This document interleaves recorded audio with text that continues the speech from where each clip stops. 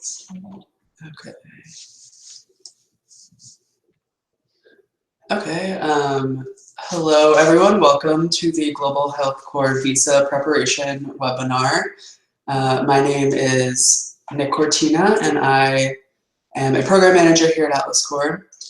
I've been the one that's been emailing you about important visa information and how to apply for your visa, so now you can finally put a face to all those emails. And I'm here with my colleague, Mehek. Hi guys, my name is Mehek Tausif. I'm an Atlas Corps fellow from Pakistan, and I'm serving at Atlas Corps right now. And I'm very excited about this webinar. Hopefully we'll be able to answer a lot of questions that you guys have. Awesome. So if you have any questions while watching the video, just feel free to type them in the comments, either in the comment section of YouTube, or I think there's a live chat feature on the right-hand side of the YouTube channel. So let's see, I just typed something in there to hopefully you guys can see that. And we'll be going over questions at the end, but just, logistically, that's how you'll be able to write your questions. Let's see. So, also, congratulations. Should have said that at the start. Congratulations on your acceptance into the fellowship, into the Global Health Corps Fellowship. Obviously, getting a visa is an extremely important part of the fellowship, because without one, you won't be able to actually do the fellowship. So, we know it can be a sort of confusing or just time-intensive process. We wanted to have this webinar to walk through the steps really clearly. So first, we're going to talk a little bit about Atlas Corps for some context. We'll go over how to schedule your visa appointment and some general tips for the visa interview. We'll also do a practice interview, Mehek and I will, and then we will talk about what to take with you to the interview. So first, an introduction to Atlas Corps. So Atlas Corps is an overseas fellowship for the world's best social sector leaders. Our mission is to address critical social issues by developing leaders, strengthening organizations, and promoting innovation through an overseas fellowship of skilled nonprofit professionals. The Atlas Corps Fellowship is a 12 to 18-month professional fellowship where fellows serve full-time at host organizations. So we're very similar to the Global Health Corps, or GHC, in that we're both developing young leaders through international exchanges. One of the main differences between us and GHC is that our fellows work on a wide range of issues, ranging from the environment to human rights, to education, and social entrepreneurship, in addition to public health, whereas GHC is focused just on public health. So Atlas Corps and Global Health Corps have partnered together in carrying out our common mission in developing nonprofit leaders. So Atlas Corps, our goal is that we sponsor your international visas for the GHC participants, and GHC actually manages the training program and implements it on the ground, so to speak. So that's just a little bit more about our relationship and collaboration and partnership. So now wanted to talk a bit more about how to schedule your visa interview. So for almost all of you, if you're watching this, you should have already turned in your fellow agreement and your passport scan to Global Health Corps, which kind of started the process on our end of filling out the visa paperwork and sending you information. So yesterday, I sent out an email to most of you, letting me know that I'd sent out different documents through a courier service called DHL. I think you should have all received an email from them to your personal email with a tracking number, so you can track those documents, but let me know if you didn't and I can get that for you. So what I'm sending in the visa, or in the DHL, is this form called the DS 2019 with my signature. That's really important to bring. Confirmation that we paid something on our end called the I-901 fee, some background documentation about Atlas Corps. There is one required document called the DS 702, which is kind of like the official training plan that the State Department needs to have on record. And that does require your supervisor's signature. GHC has been or will be sending out that form online through an online platform called Adobe Sign, so you can sign it very quickly. And just once it's all signed, I'll remind you of this also, but just make sure you print the fully signed document because that's also an important document to bring to your visa interview. So while you're waiting for your documents, you can schedule your appointment by going to the U.S. Embassy's website in your country. It will require you to fill out a form called the DS-160, and you'll also have to pay a processing fee of $160. And once you've scheduled your appointment, do let me know. There are certain questions that have specific answers unique to our program, and those are included in the visa guide that I had attached to my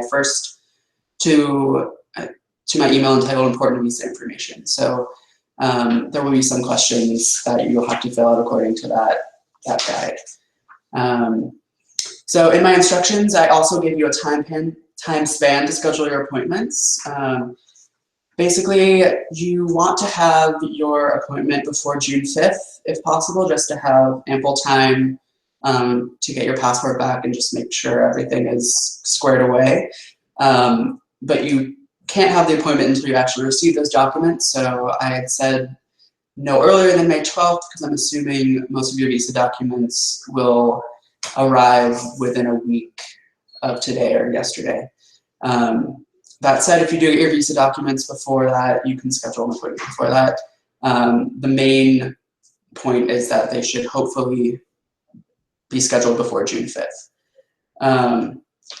So one other note is if you can't get an appointment until after June 5th, still schedule an appointment because it's better to have something on the books, because then we can work together to kind of email the consulate or embassy to see if they can expedite the process. So, you know, basically try to get the earliest visa interview you can while you have the documents. If it's after June 5th, still get something and we'll work together.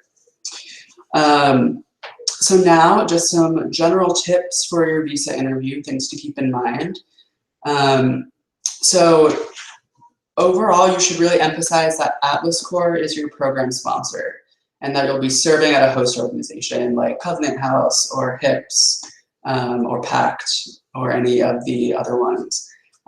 You should really speak in terms of Atlas Corps. So say things like, this is a one-year training program with Atlas Corps.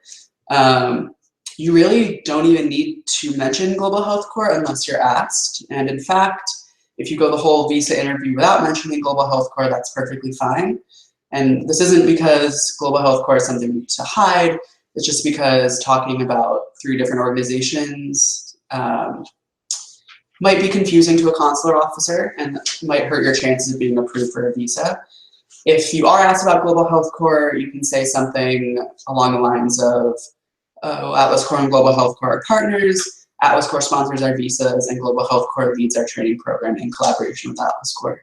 So really, the main takeaway is that for purposes of your visa, Atlas Corps is the sponsor, even if you're on the Global Health Corps Fellowship. So definitely don't say Global Health Corps sponsor your visa, because that is not true.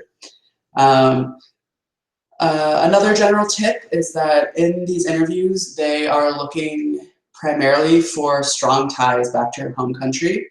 So because one of the purposes of the J1 visa is that it is a trainee visa where participants learn the organizations they're serving at on the visa, but then go home to use what they've learned to better address what they're passionate about back home. So they're really, in order to approve you for a visa, they want to be really sure that you're actually going to go back to your home country. So think about how you can show that you have strong ties. Often that is through having owning property in your home country, or having really close family back in your home country, or already having a job lined back up when you return. Really, the cases where visas have been denied are when the consular officers get suspicious that you won't actually return back to your home country, and usually that is if you have very close, like immediate family members back home or in the US. So if that is the case, we can follow up separately because I would need to coach you about how to approach that. But I think for most of you, it shouldn't be a problem. So just some other tips, just make sure your answers are short and succinct. The consular officers often have to go through many of these interviews a day, so don't make your answers super long-winded. It's also important that you emphasize that you are serving at the organization, not working there, because you won't be employed, and saying that you will be working or employed there goes against what the J-1 visa is supposed to sponsor, which is a trainee volunteer program.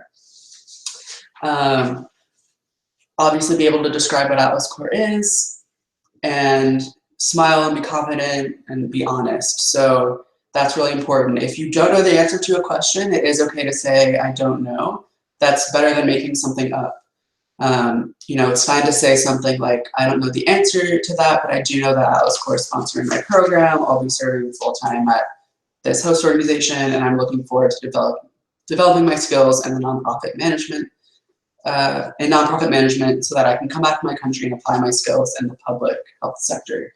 So don't lie, be honest. And you know, why we're doing this practice interview is, why we're doing this webinar and why we're about to do this practice interview is to make sure that you are fully confident and prepared for the type of questions they might ask. So that said, let us do the practice interview. So I'm gonna have my lovely colleague, Mehek, get back into the picture. So for this practice interview, I will be playing the role of the consular officer, and Mehek will be playing the role of one of you, a Global Health Corps finalist who is applying for the J-1 visa. So we're gonna go through these questions, and for some of them, Mehek is going to say a wrong or bad answer, and I'll correct it. Just so you're really, you know, we're just really driving home some of the things you should really be sure to say and not say. So that said, we'll start. So welcome to the visa interview. Thank you. Can you tell me what visa you're applying for? So I'm applying for the J-1 exchange visa. Okay. And do you know who your program sponsor is? Global Health Corps. Pause. That is wrong. You want to say that Atlas Corps is the program sponsor. It will also say this on your visa paperwork. So if you say Global Health Corps is your sponsor, the consular officer will get confused. So let's try that again. So who's your program sponsor? Atlas Corps. Okay.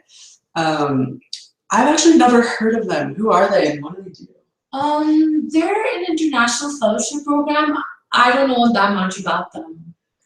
Okay, time out again. So you should be comfortable saying at least a basic description of Atlas Corps. If you say you don't know much about them, that will also raise the consular officer's suspicions. So let's try that again. So I've never heard of them. Who are they? What do they do? So Atlas Corps is this international exchange program for nonprofit leaders, and they offer a year-long fellowship to serve full-time at a host organization in the US and learn nonprofit skills that fellows can apply in their home countries. Wow, sounds interesting. Where will you be placed? So I will be placed at the Covenant House. Okay, and so you will be working there? Actually, yes, I will be working there. So, time out again. That is wrong. You will not be working there again. Don't say that you're working or employed there. The J-1 visa is not for working, it's for training. So you can say, no, I'll be serving there, I'll be training there. So will you be working there? No, I will be training in nonprofit management skills during this year. Okay. And who is Global Health Corps?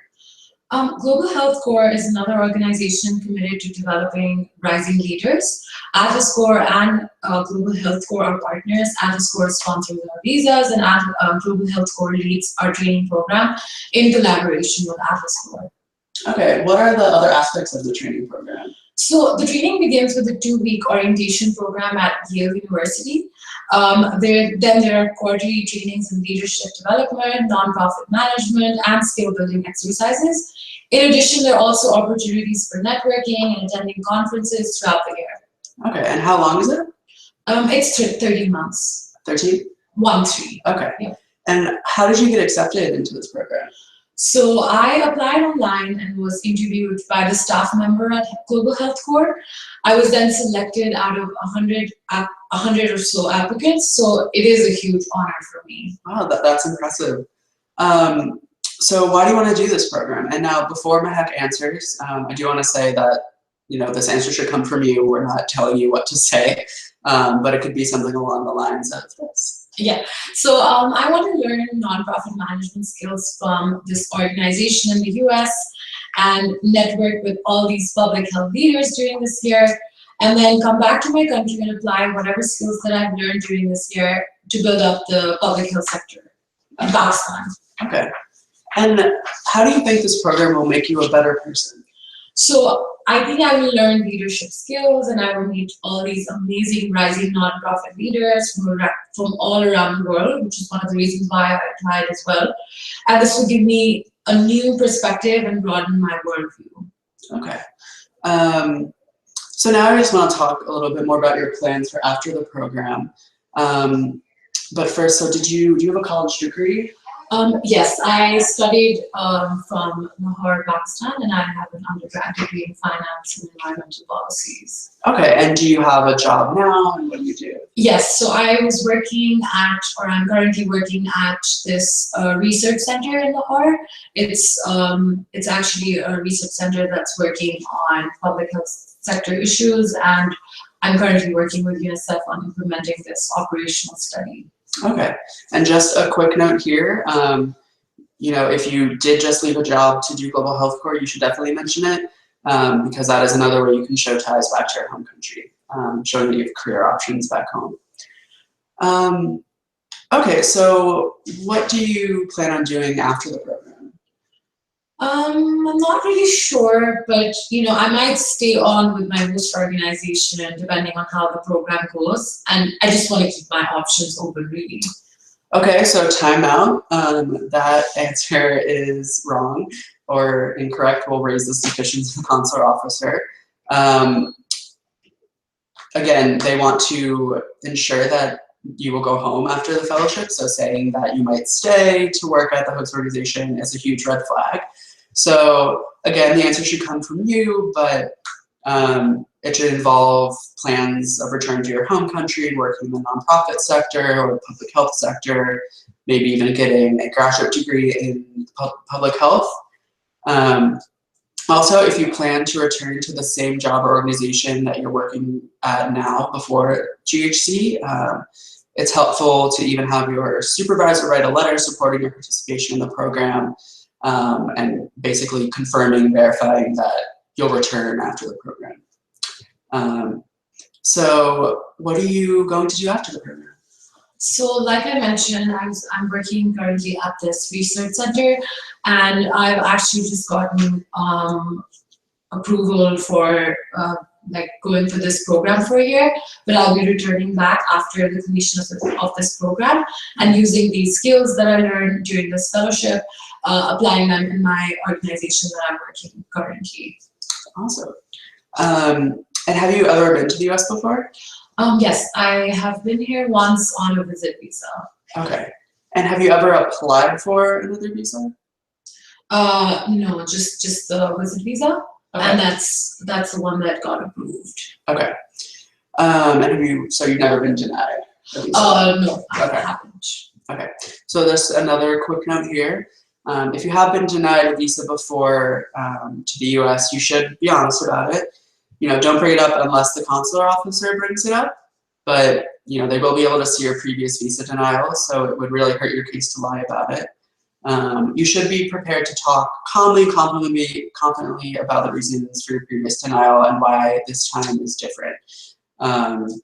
So, again, I think this will be a more case-by-case basis, but if you have questions about that, just you can email me or let me know. So, do you have any family in the US? No, I don't. Okay. And, okay, so they might ask if you have family in the US. If you do, again, be honest about that. If they are immediate family members, like your mother or father or siblings, that can raise their suspicions. So if that's the case, let me know. We can work on how to really emphasize your ties back to your home country. And speaking of that, what is your biggest motivation to come back to your country? So I've seen firsthand the challenges that Pakistan faces in the public health sector, and I'm eager to learn these new management skills and learn from all of these public health professionals in the US, and then come back to my country and apply these skills here to build up the public health sector in Pakistan. Okay. And again, that answer should come from you, so you can, give a similar answer about your passion for your work, which is always great, or you can also talk about your family back in your home country or property you have, or some of those other ways you can show strong ties that I talked about earlier. Okay, so how much money are you going to be putting into the program? None, actually. The program is fully funded. Okay. And how much money are you going to be making? I'm not really receiving money. It's a volunteer program. So time out again. That's wrong. It is true that you're living on a basic stipend, but you don't want the consular officer to think you won't be able to pay for your basic expenses. So let's retry that. How much money are you going to be making? So I will be receiving living accommodations plus a $1,175 monthly stipend to cover utilities, food, and local transportation, which comes around $2,175 per month. Okay. And how are you going to make that work? I think the program will provide for my basic needs. So I will stick to the budget and avoid any unnecessary expenses to make sure I can, work it out. Okay. And who will be paying you? My host organization. Okay. And where does this program get their funding from? So Atlas Core receives about 75% of its funding from host organizations and receives the remaining amount from corporations, foundations, individual donors, and the US government. Okay. Okay, well, thank you so much for answering all of these questions. You've been approved for your visa, Yay! So I'm just going to take your passport now, and we'll pay some visa in, and we'll let you know when you can pick it up. Awesome. Enjoy your stay in the United States. Thank you so much. Thank you. Okay, so a round of applause for our Oscar-worthy performances. So hopefully that those practice questions were helpful. There are also, I think a lot of these are included in the visa guide, but it'd be helpful to just, see it live, see it actually spoken out. So the final thing I want to go over is, before I open it up to questions, is just what you need to take with you to the interview. So really everything I sent you in the DHL package. So your DS 2019, which I'm sending through DHL, an I-901 payment receipt, which will also be in that package, and some letters about Atlas Core. Again, you should print out the DS702, which will be sent to you online through something called Adobe Sign. You should also print out the DS160 that you need to fill out yourself. Obviously, bring your passport. You also need to bring a 1 2x2-inch photograph that's different from your passport photo. I think they use that photo when they're actually pasting the visa in. You should also bring some documents demonstrating binding ties, such as a marriage certificate, a letter from your current employer, a proof of residency like a lease or a deed to a house. And you should also print out the Atlas Core terms and conditions and the Global Health Core terms and conditions that you should have already signed by now. It's useful to bring those just to show that it's a legitimate program. You signed off on all of the terms and conditions. That said, those are all the documents everyone should bring. There could be some country-specific documents. So make sure to check the website of the embassy that you're going to. It's possible the State Department is maybe reviewing its vetting requirements of visa applications.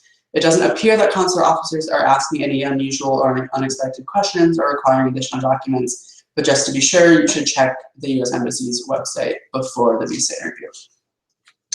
So that is really all I have. So now I wanted to open it up for questions.